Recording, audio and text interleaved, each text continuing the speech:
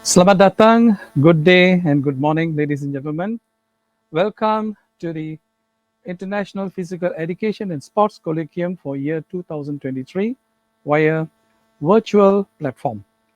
I, Kalisvaran Narayanasamy, the moderator for today's session, and the theme of the day for today's colloquium is Healthy Mind and Healthy Body.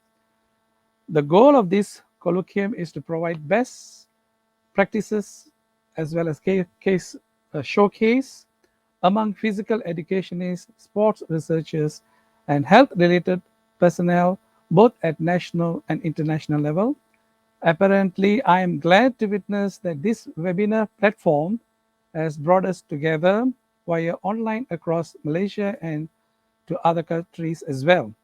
Please stay tuned till the end of this session.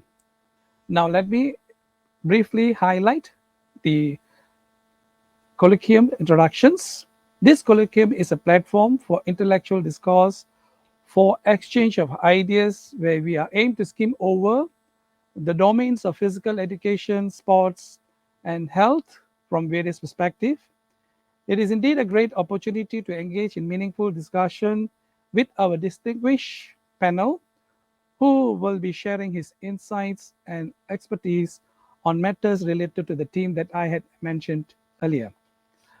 Ladies and gentlemen, thank you for joining us live via YouTube channel hosted by Teachers Education Campus of International Language Institute in Kuala Lumpur of Malaysia. In a while, our panel will address the topic, the importance of exercise and food balance.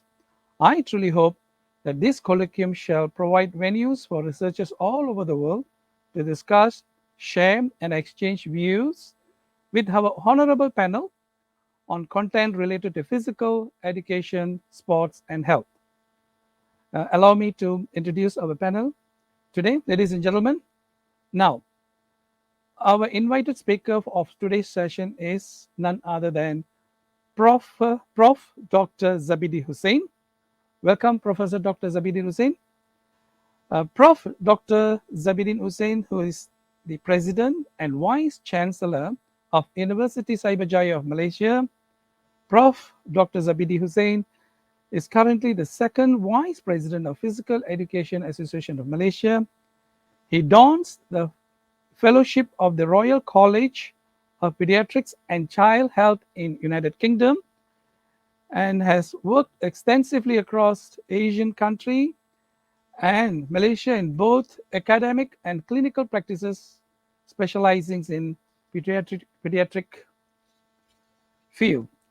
He was also a previous winner of Best Clinical Teacher and had received numerous University Excellence Award from University Science Malaysia in the following years, namely 1995, 96, 2000, 2003, 2004, 2006, 2007, 2010, and 2011 prior joining University Cyberjaya. Besides being the founder of the 12th Medical Corps of Malaysia Armed Forces, Watania, Prof. Dr. Zabidi Hussin was also the former member of National Accreditation Board in Malaysia. He has approximately 100 publications comprising 8 books and 2 books chapter authored by him. Prof. Dr. Zabidi Hussin has successfully accomplished supervising 18 master's students and as well as 5 PhD students as well. To mark his credentials, Prof. Dr. Zabidi Hussin has more than 200 invitations to be a platform speaker in the field of pediatric neurology, medical education, besides family and child's health. Now, without further ado, I would like to invite Prof. Dr. Zabidi to join us live to share his valuable insight on importance of exercise and food balance. Thank you to have you, Doctor, today for being with us. It has been a great pleasure. I hope you would share us very meaningful insights on your part. Over to you, Doctor. Thank you, sir. Thank you very much. Good morning.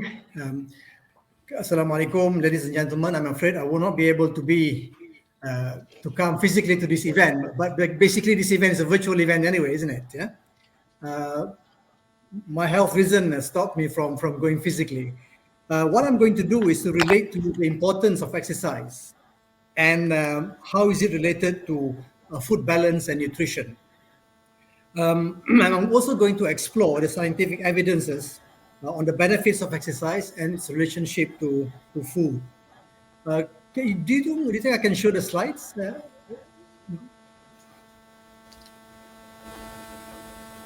Yes, Doctor, you can go ahead.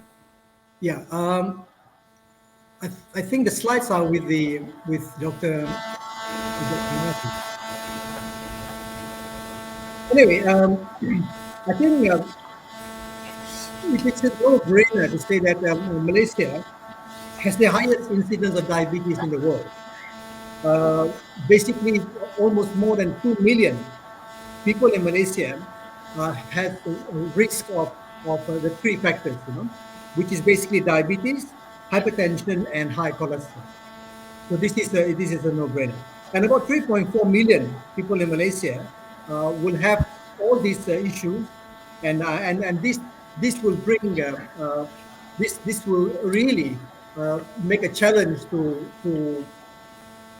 organizing the country. And in fact, the latest health data shows that Malaysia has to spend almost 9.4 billion treating the disease of diabetes and so on.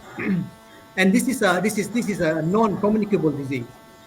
And the high cholesterol is clearly linked to the food that we eat. So basically, if I'm allowed to finish the lecture, I will say that people spend too much time eating high cholesterol food. And what I'm going to explore today is the benefits of exercise, which is clearly leads to a high level of longevity. And during the pandemic, over the last 3 years, more than 2 billion people suffered from obesity. This is from, and the term, there's a term used for it, it is covicity.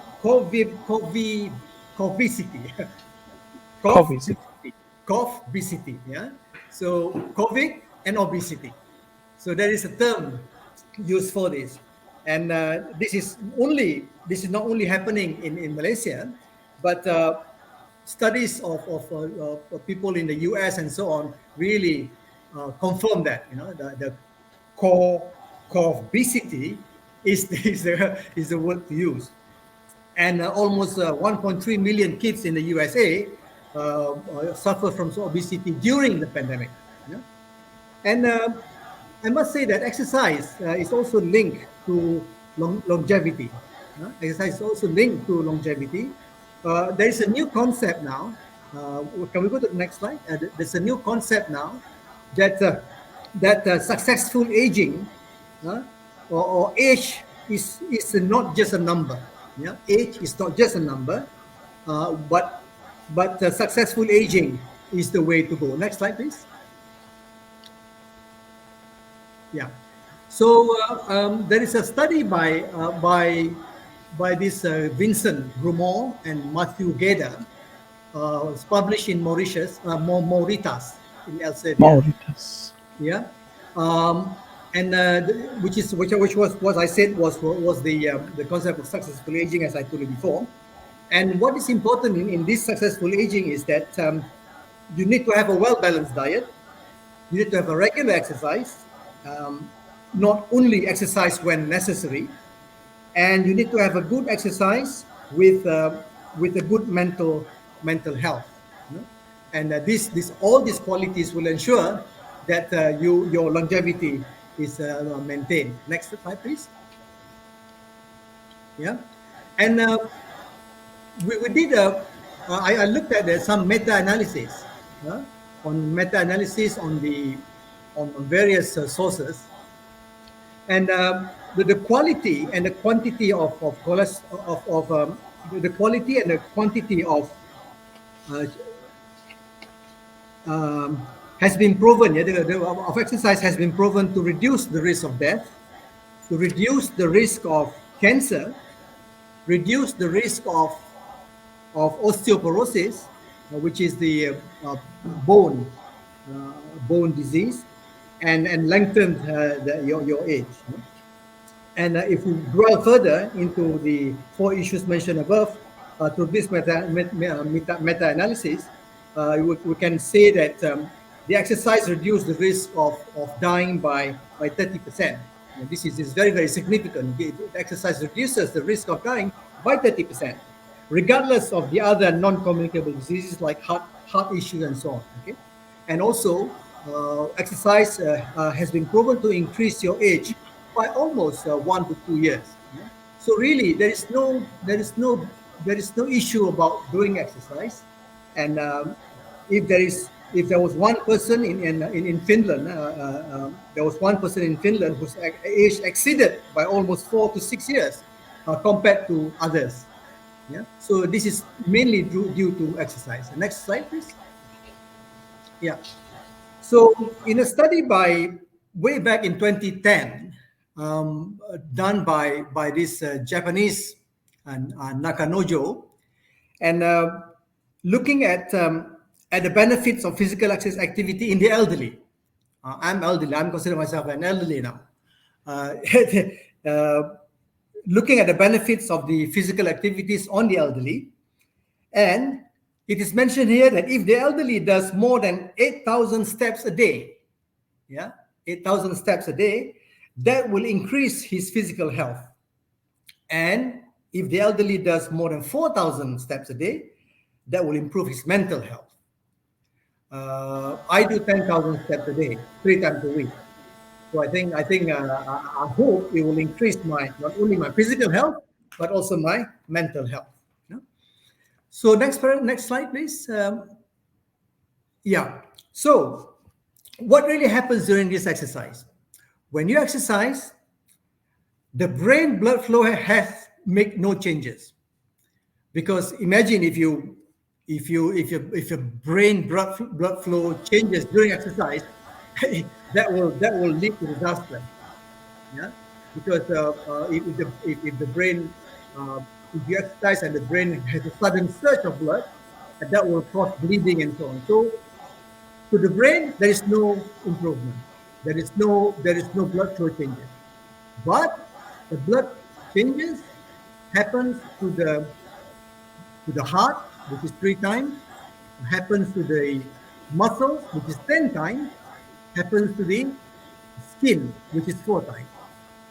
But the blood changes has 50% reduction to the kidneys, 50% reduction to the intestines, and to the other places. You see, so basically, all this happens during the first 10 minutes of exercise.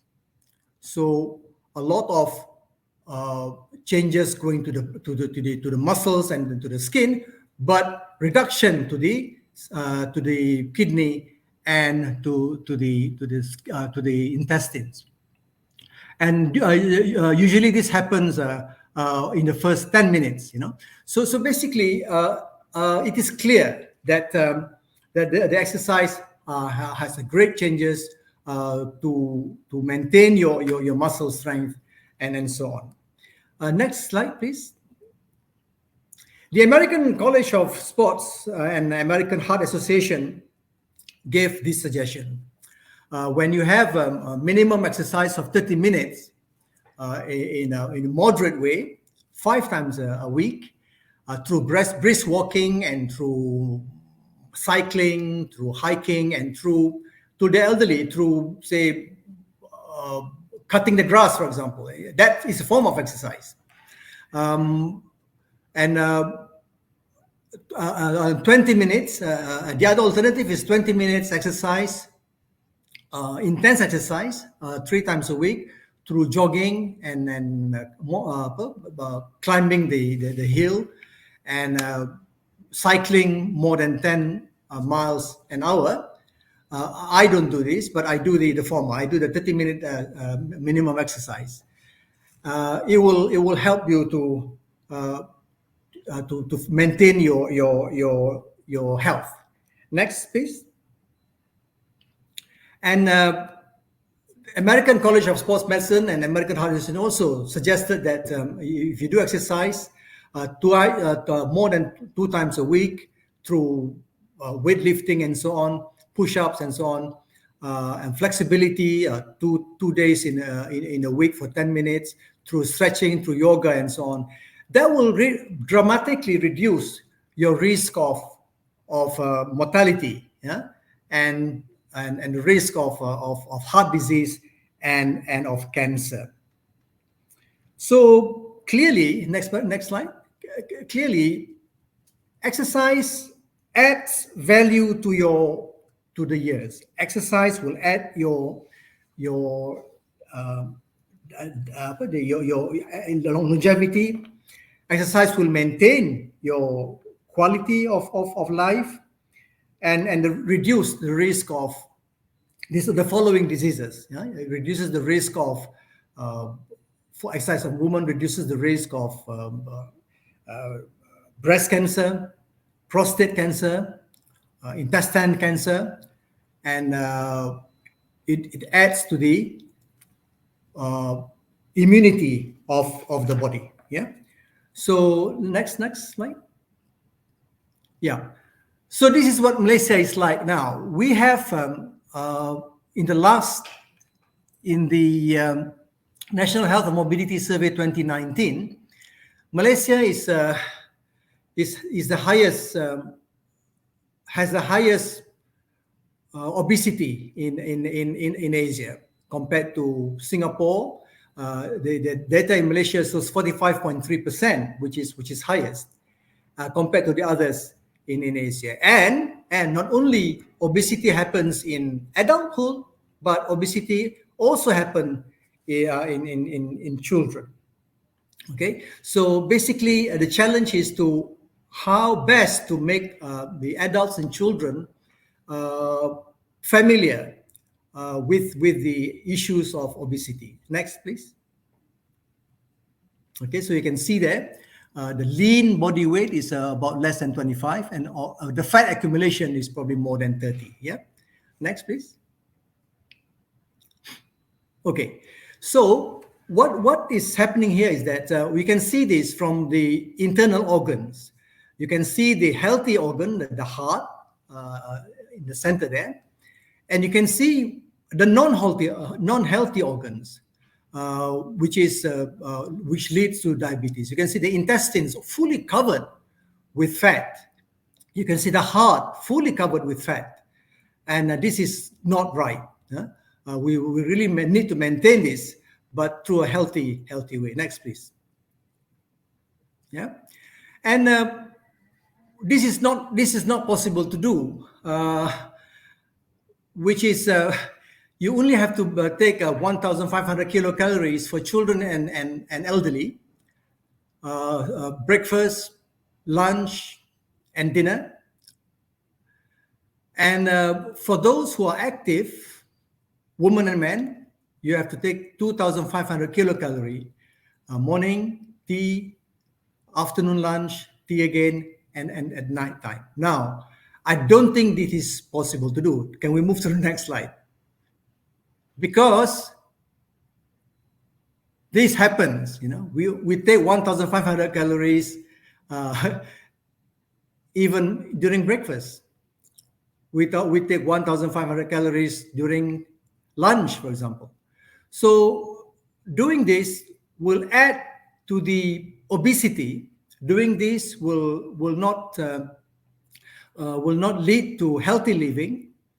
And there is a term called the fasting. What is the name of that? Fasting, intermittent fasting. Intermittent fasting. We Muslims do fasting Monday and Thursday fully. Yeah. So the term intermittent fasting is also a good way to deal with this issue. But personally, doing this, I find myself very, very healthy. I find myself no longer feel hungry through intermittent fasting. Yeah. So next one, and also this is the latest MOH Malaysian Dietary Guideline 2020. As you can see there, you need to have a very minimum amount of food. You need to have more vegetables and more proteins and so on, but reduce on your carbohydrate. So I think I will end this discussion. I will end the presentation, and the conclusion will be that from my personal experience, it is hard to do intermittent fasting, but when you get used to it, it will no longer be an issue. You get used to intermittent fasting, then you will no longer be an issue. And they said to me that I look younger than 62, which is I'm 62 now, and they said that I Great. look much younger than 62.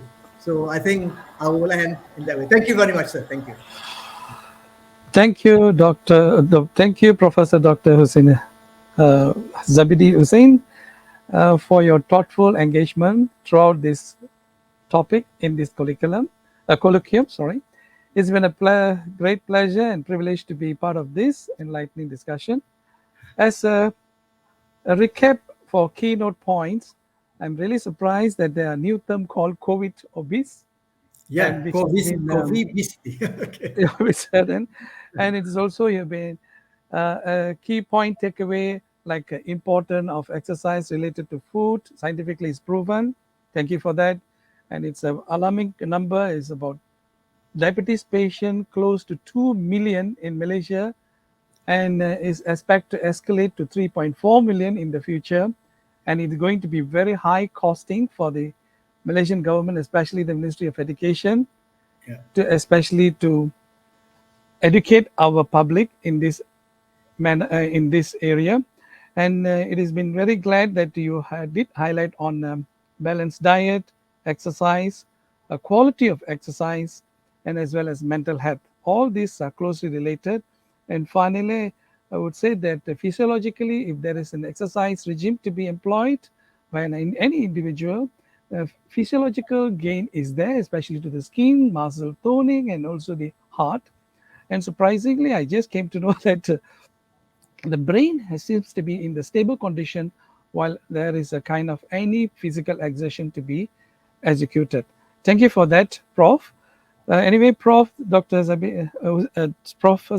Zabidi Hussin, we have few questions, especially shall I take two to your attention?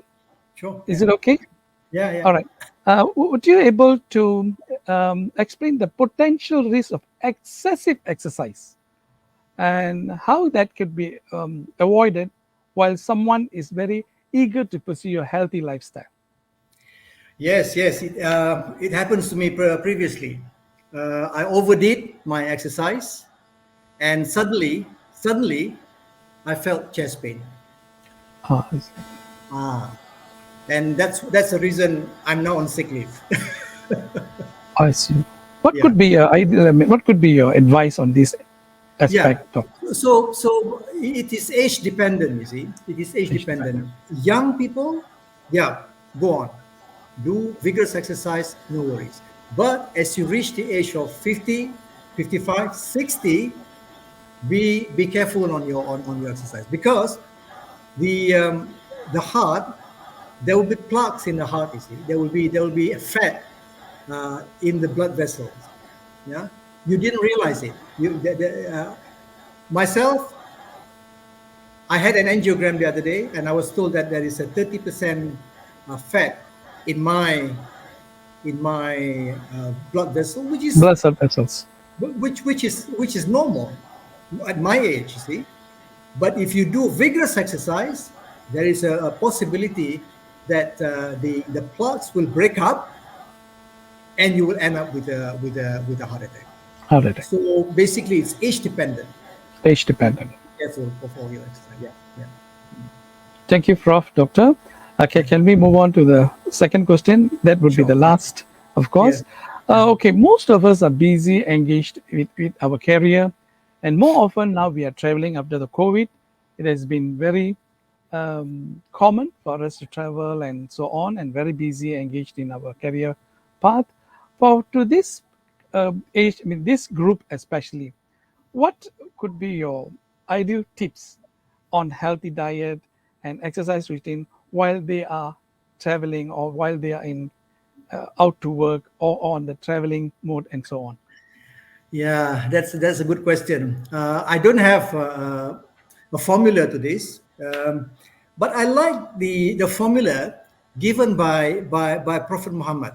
I really like it because it's amazing. He says that only eat when you feel hungry and stop before you feel before you are full. That's not easy to do. Exactly. I'm hungry, I take food. And I don't know when to stop, you see. And he says that stop just before you are full. And that's an amazing suggestion. I do it now. I eat when I'm hungry, and as soon as I feel full, I stop. Okay, so I think we should really explore this in more details, and I probably should do some research on this. On the benefits of food and then on benefits of that. But I think with our busy career and busy everything, I think we the first thing that we should do is to take a well balanced diet, increase your vegetables, reduce your carbohydrate. You should eat brown rice, for example, which I do. I eat brown rice, and minimize on the carbohydrate. Uh, but doing that, I think will probably ensure that you will be healthy throughout. Yeah. Thank you, Doctor. Thank you, Professor Doctor. So basically, it's the disease Yeah. that's really become the challenging issue for longevity. Yes. And Yes. for us to engage in exercise, it's necessary. And Yeah. also, we need to balance our diet. Yeah. And Yeah. in that manner, it is all boils down to the attitude of each Yes. and That's right. individual. So That's they right. need to change their Uh, behavior towards a better living style. That's what you would like true. to propose. Yeah. Yeah. Okay, thank you. That- Thank you, that- Doctor. thank you very much. Thank you. Thank you. Okay, let us come to a conclusion. Anyway, Professor Dr. Zabidi Hussin, thank you for your insight, meaningful insight. Today we have explored the importance of exercise and food balance. It's encouraging to see that despite our diverse perspective, there is a common ground in our commitments toward the shared goal and objective. Indeed, we have delved into the into some of the key issues and perspective, and I believe we gained a valuable insight about exercise and food presented by Professor Dr. Zabidi Hussain. I would like to extend my heartfelt thanks to the speaker, the organizer of this colloquium, for bringing us all together. And of course, thank you to each one of you who are in the audience for your time, attention, and participation. So that concludes the webinar session for today. I would also express thanking note to our technical team at Teachers Education Campus of International Language Institute in Kuala Lumpur, Malaysia, and namely Mr. Satya, Mr. Danny, Mr. Fuzzy, and Mr. Azri. Ladies and gentlemen, please don't forget for our next webinar series will be live soon. So stay tuned for the next session. Until then, jumpa lagi. See you again. Goodbye from Thank Malaysia. you. Thank you. Thank you very much. Take care.